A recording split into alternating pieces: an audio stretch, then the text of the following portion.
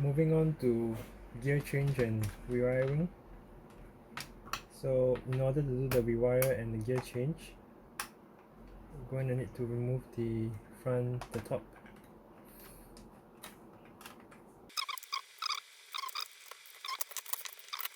Then go ahead to remove the gearbox.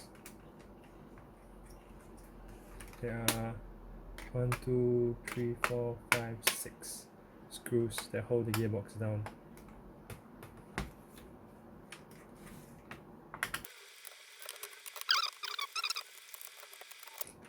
Okay, out.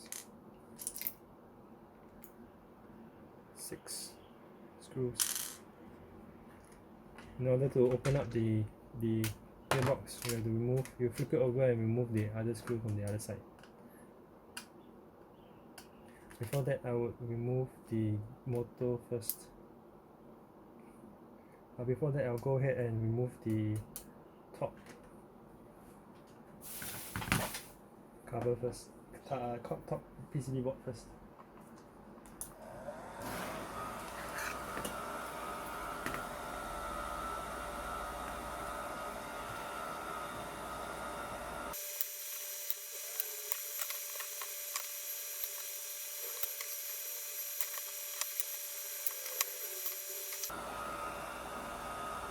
The terminals were slightly bent, so in order to remove the plastic plate, I had to bend it back.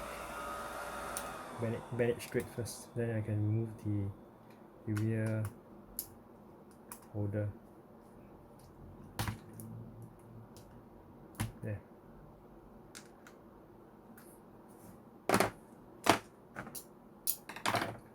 Do not mix the 6 screws from the 4 we're about to remove right now.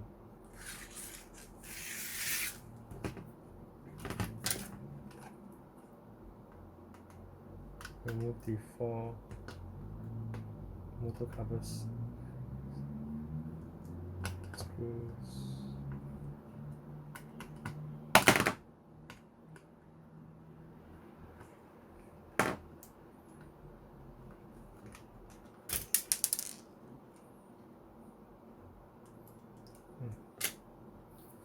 The worker gears, there are 4 gears that replaces the pinion and the 3 idler gears. The largest gear is not replaced. Actually, I do not recommend replacing the last gear because plastic is a very good material when it comes to slipping. When you slip metal, there's a lot of metal fragments that will end up wearing out your gear a lot faster than what plastic will actually be able to achieve. Then once you get your cover out, remove your motor and keep the shafts while removing your gears. Let's pull it out.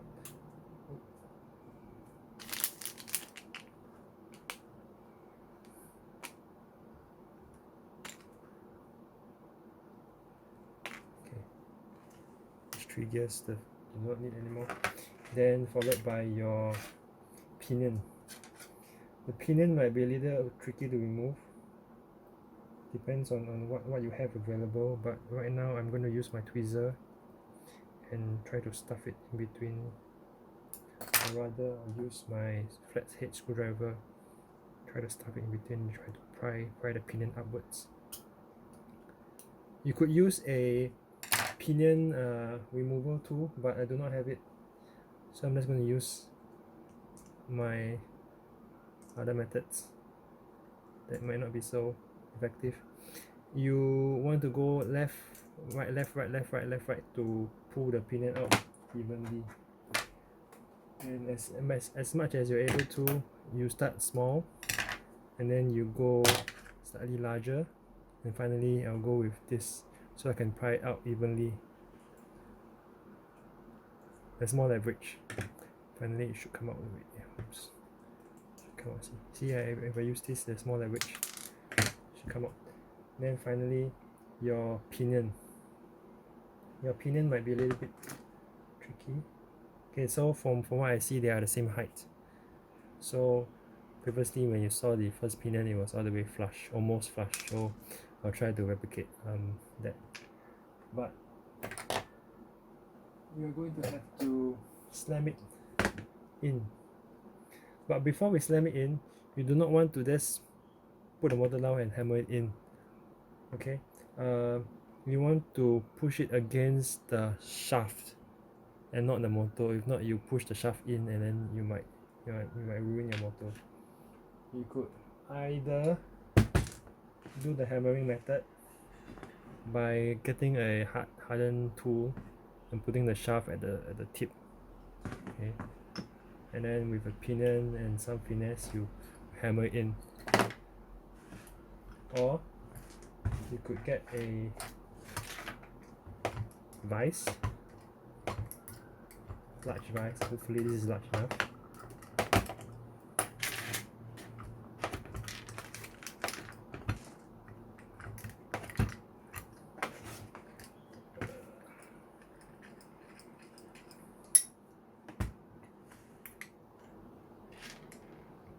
I think so.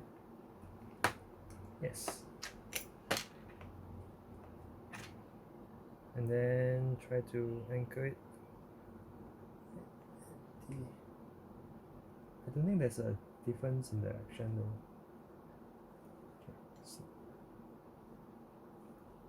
Okay, this is the better way to do it, because slamming it in might induce microfractures in the pinion and the shaft. So with this, with the rear of the shaft, with the shaft engaged with the pinion and the shaft engaged with the what's this called, teeth of the clamp. See, the motor is not touching. The motor is not touching, only the shaft is touching. The motor still rotates freely. Slowly push it in, making sure that it's making sure that it's straight. Making sure that it's straight in line with the clamp. In line. And then you squeeze. Squeeze. It's just about what you required just now. I wouldn't want to go all the way in, just to make sure that, just to have a feel of how deep it is first. Yeah, should be enough. And then finally going with the first. Yep, it's enough. You go deeper. You could go deeper. And then let's see. How did it go? Here and oh yeah, right. So these two have to go in together.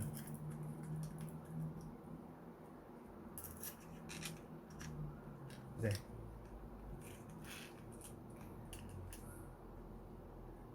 Okay.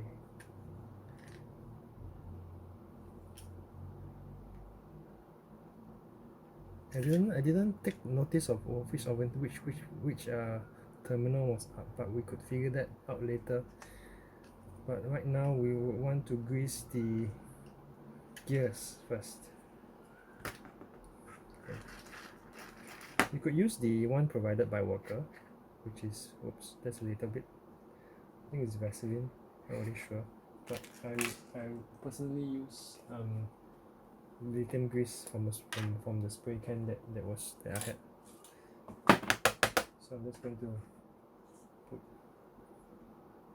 lots of it. Be generous, but don't put too much, because it's just going to make a mess in the gearbox. Just enough.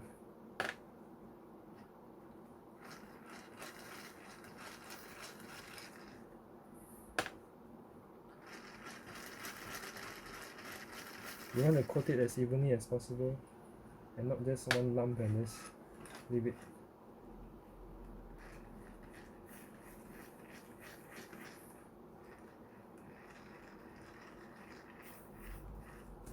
And also the face of the gears, because they might rub against each other, but I doubt so.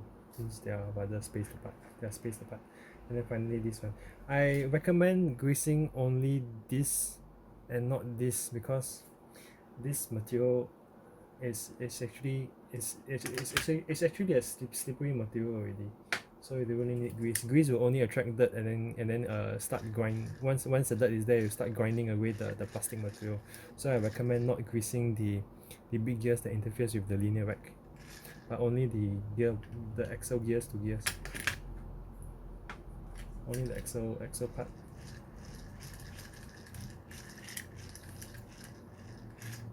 So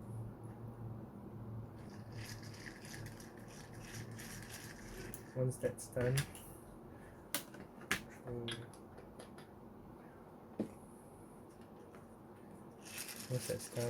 you see that it's greased properly already, just cover it back.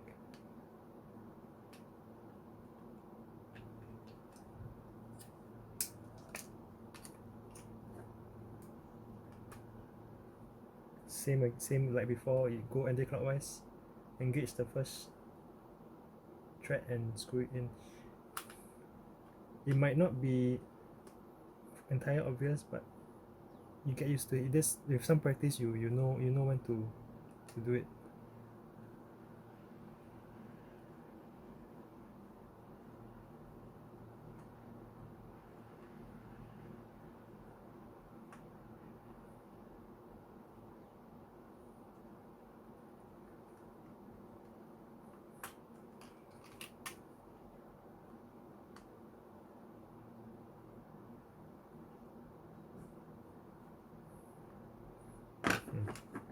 There, your gearbox is in. Then I'll install the motor. Like I mentioned, I forgot which polarity was up, but it doesn't matter because you can settle it. We can do it later on. I believe it was, I can't remember.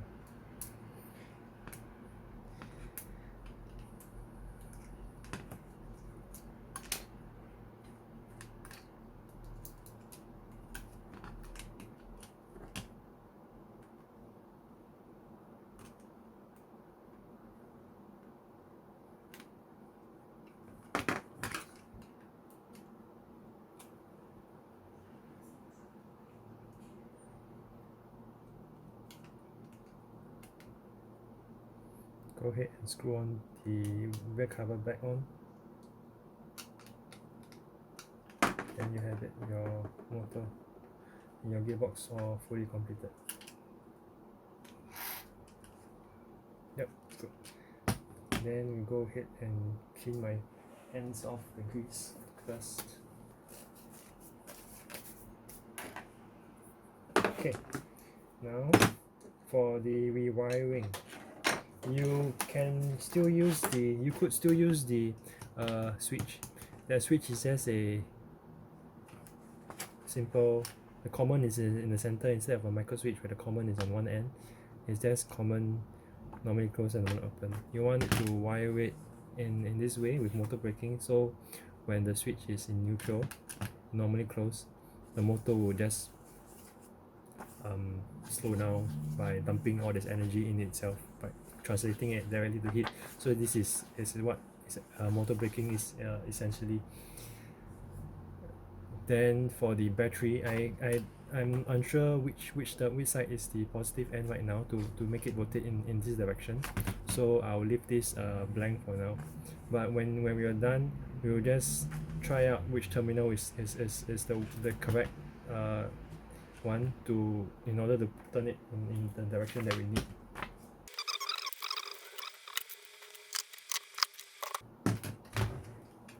You could take this time to remove the terminals.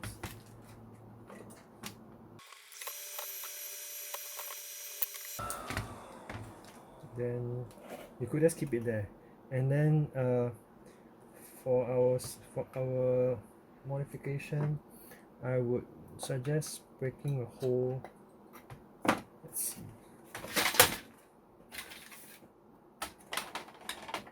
I could break a hole on top. Break a small hole for the wires to go through into the battery compartment.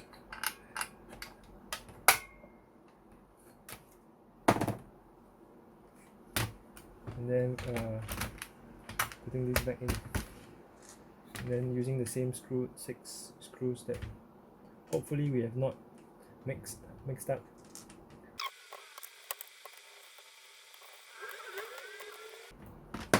Finally it's in. Now for the rewiring. Yeah, go ahead and remove the capacitors first, and then the cap over this so I do not accidentally melt the plastics around it. So like I mentioned, this is common in the center, normally closed on top, and then normally open at the bottom. I'll go ahead with first removing the wires of this. I mean, you could still use this wire because there isn't much current drawn from the metal, that goes through the metal. This thing can survive.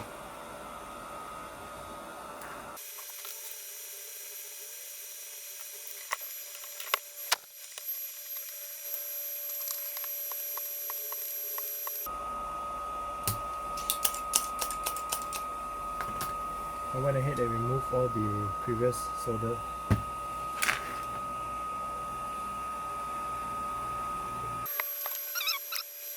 So firstly we're going to wire for one terminal to the normally closed and normally then the common, the motor to be switched first. I'm using 16 American wire gauge silicone wires, but you could use 18.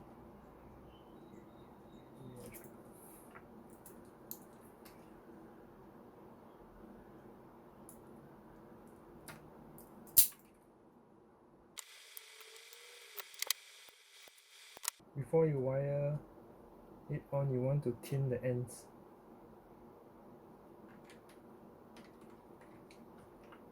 Basically just putting some solder on the ends first.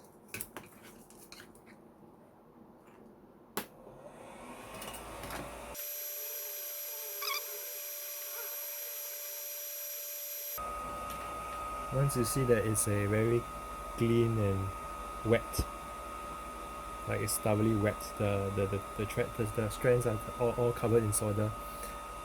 You do this because you want to prevent dry, I believe it's dry joints.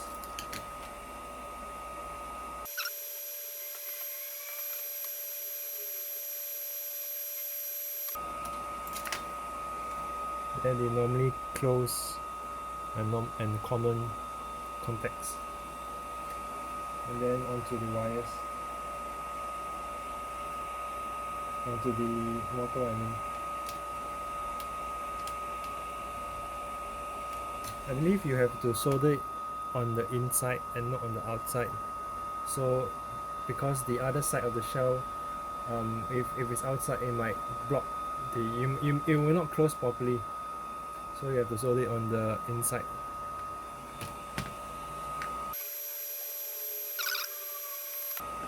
And then finally you arrange the wires in such a way that it will not interfere with the shell and other stuff.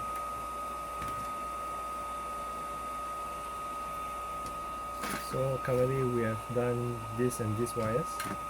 So right now is to do the other 2 wires for the battery.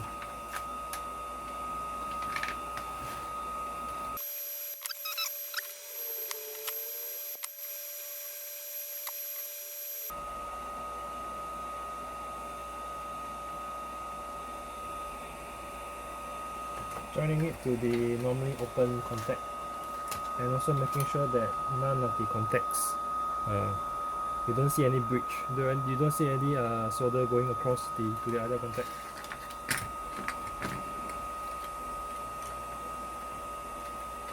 Then I personally would wire this wire down to this side and out the back. Then right now for the other wire, you do the same thing.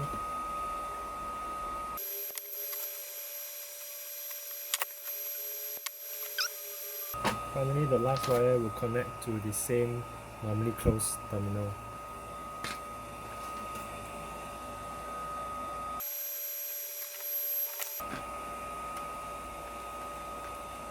Look at it, make sure you see a wet joint. I mean, there are a lot of soldering tutorials online, so it's best to take a look if you are unsure about soldering.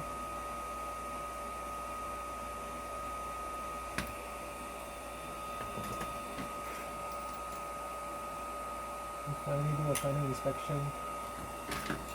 This is how a proper joint it should look shiny without any visible cracks. And also make sure that there isn't any bridging between the contacts.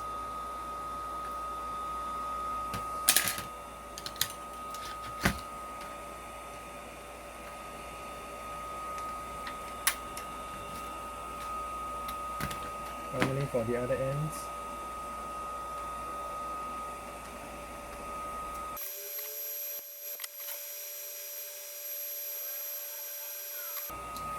like I mentioned, I do not know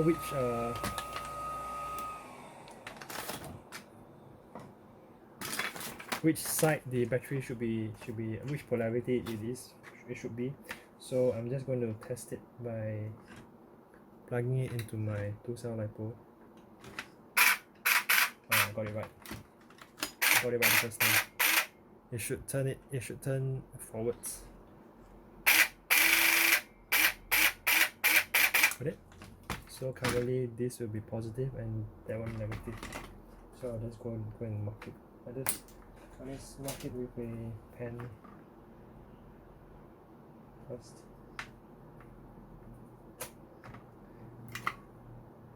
And then depending on what you have XC60 or any other connect or T-plug connector, you just solder accordingly, and then do it properly. Do it as what you require. I'm just gonna leave it there. And like I mentioned, so currently my motor,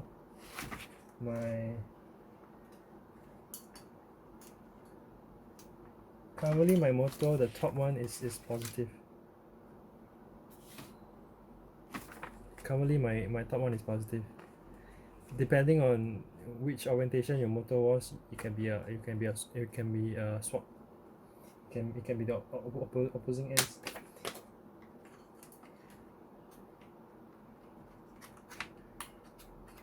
Finally, you try to push everything in and making sure that nothing gets in the way when you do the trigger pull. You pull the trigger. Nothing comes in the way. And also finally install this thing back.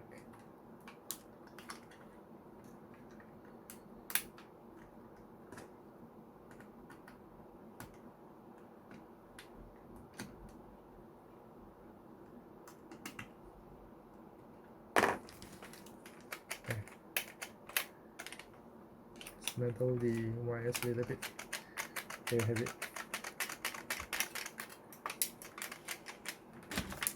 So what motor braking does is it stops the motor from moving when you remove the trigger.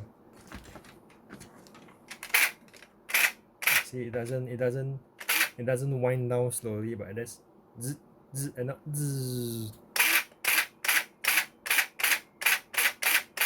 This is effective when to prevent the motor from just going from. I mean it helps you shoot single shots much easier than having it slowly slow down and then having the bridge stopping halfway and then you get the jam and everything. So motor braking is actually quite important in this mod. Finally, once the motor and gearbox is rewired and installed, you can go ahead and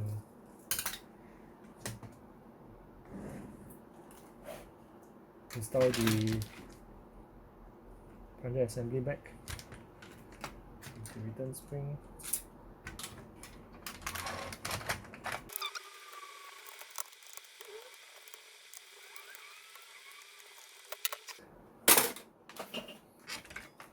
So this is how it will look like when it's completed.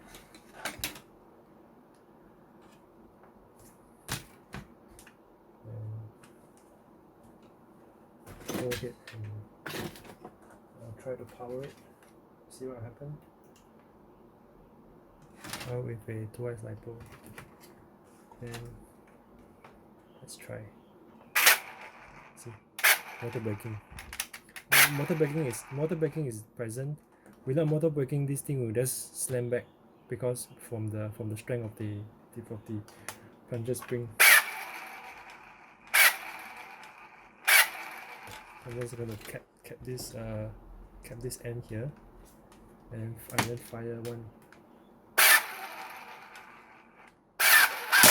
Yep, it works.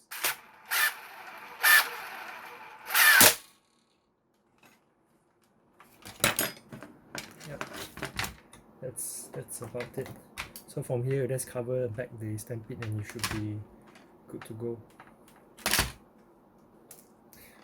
One thing to take note when operating is to make sure that this O-ring is thoroughly greased every time before you start moving, because once that grease is gone, it will not reset easily anymore, and then you might get, if that doesn't reset on time, then the gear will start to grind when these things it's not in sync anymore. So other than that, the kit covers most of the failure points, like this front wall that usually breaks, and then the spring where it comes off. So this new linkage actually prevents that from happening ever again. So I've covered most of the common failures and the troubleshooting of a lot of things. So hopefully you get to enjoy. Oh, one more thing. You have to grease the area here before